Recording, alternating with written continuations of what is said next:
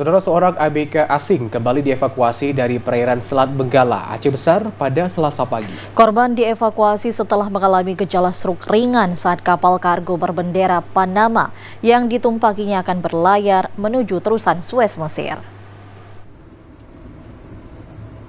Evakuasi terhadap korban bernama Mohamed Othman dilakukan Basarnas Banda Aceh pada Selasa dini hari tadi.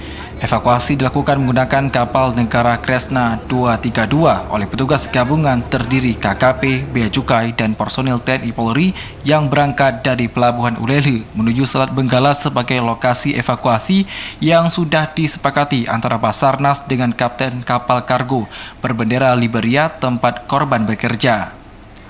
Untuk tiba di lokasi berjarak 7 mil dari Pelabuhan Ulele ini, petugas berlayar sekitar 1 jam. Selain cuaca, perbedaan ketinggian kedua kapal sempat menyulitkan petugas untuk melakukan evakuasi. Menurut Kepala Operasi SAR Banda Aceh, evakuasi dilakukan setelah kantor Basarnas menerima permintaan evakuasi dari kapten kapal kargo bernama Reshin ini. Korban yang berusia 51 tahun dilaporkan terserang gejala stroke ringan sehingga membutuhkan perawatan medis. Peristiwa terjadi saat kapal yang berlayar dari Port Kilang, Malaysia tersebut akan menuju terusan Suez, Mesir.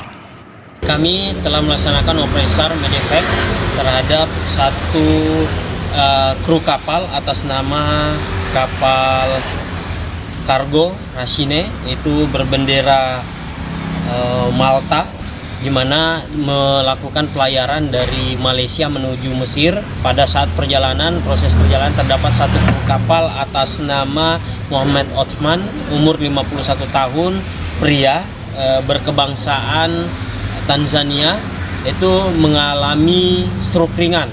Sehingga kami berdasarkan informasi yang diterima, kami melaksanakan proses medevac bersama tim SAR gabungan. Sementara itu, meski berlangsung pada malam hari, proses evakuasi terhadap korban berlangsung lancar dengan memakan waktu sekitar 4 jam. Kapal SAR yang membawa korban akhirnya tiba di Pelabuhan Ulele, Banda Aceh.